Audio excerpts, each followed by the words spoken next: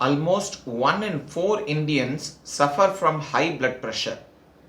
Also, hypertension, directly or indirectly, is the most common cause for death among adults. Let us see about hypertension in today's video. Hi friends, I am Dr. Karamat. This is Scientific Doctor channel. Today's video will deal about hypertension or high blood pressure. What is blood pressure?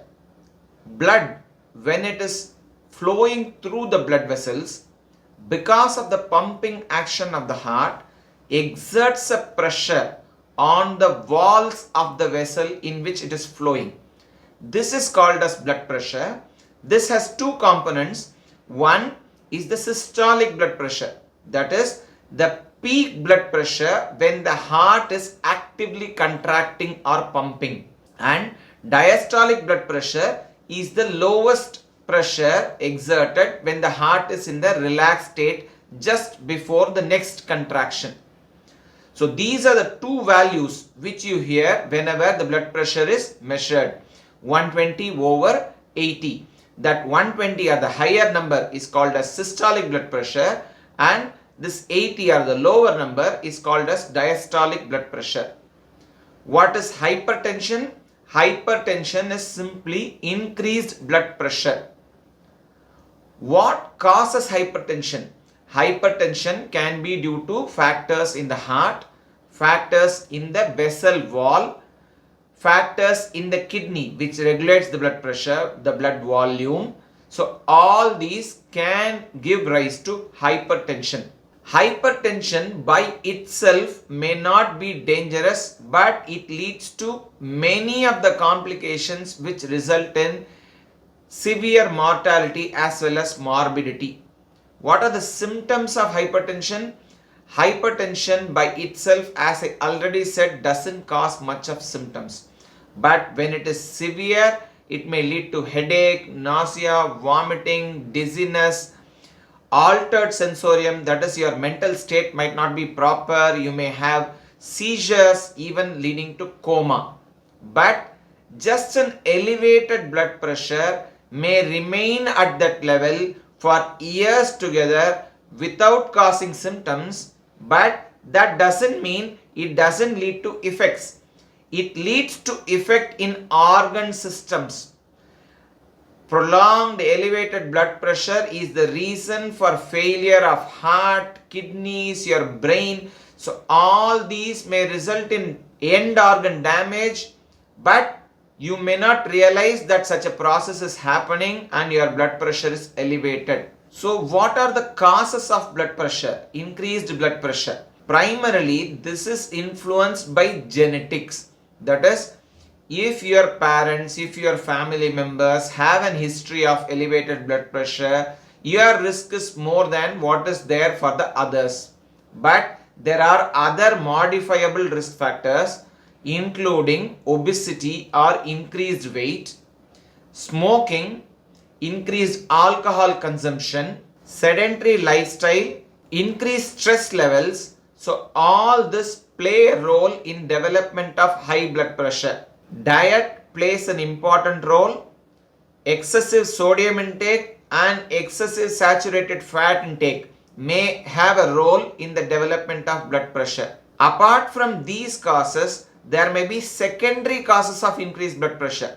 That is, it is not a primary event, but probably because of a disease elsewhere, your blood pressure is also elevated.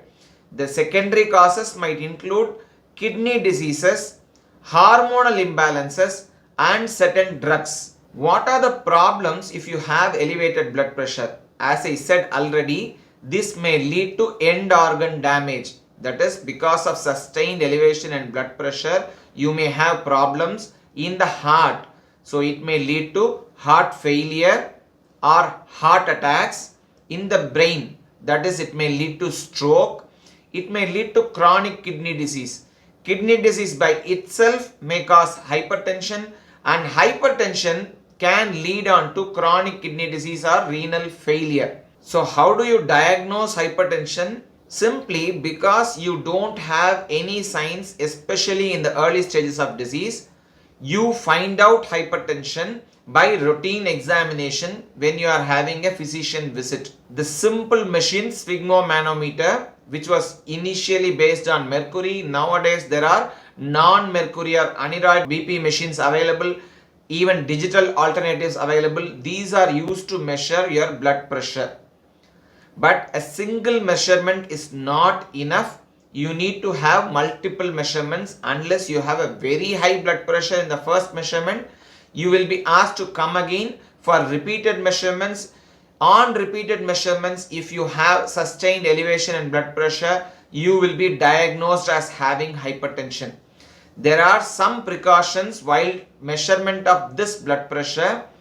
You should have sat in the office for at least 5 minutes. You should not be rushing in, walking, running, and then immediately have measurement of blood pressure.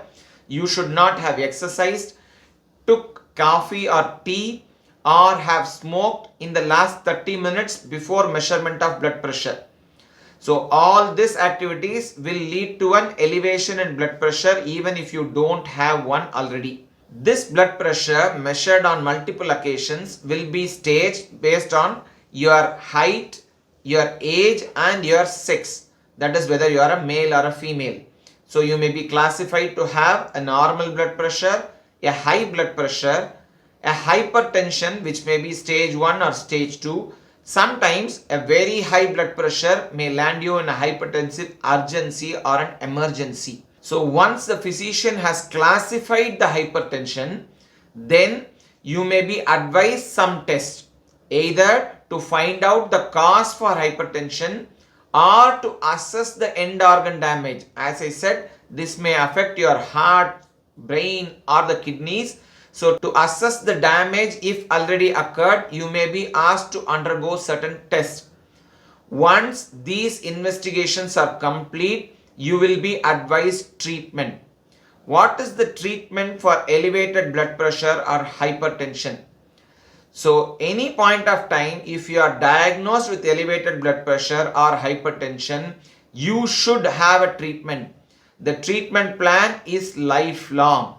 So it's not enough by some measures, even without medicines. If you have your control of blood pressure, it doesn't mean that you can forego these measures and stop behaving like you never had elevated blood pressure. This treatment, whether it is pharmacological, that is with drugs, with medicines or even without medicines, should continue lifelong to prevent complications of hypertension.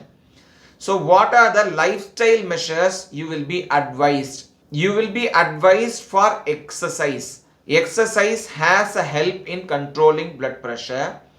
You will be advised to undergo weight reduction, especially if you are obese or overweight. A weight loss of even up to 4 kgs may have beneficial effects on lowering your blood pressure.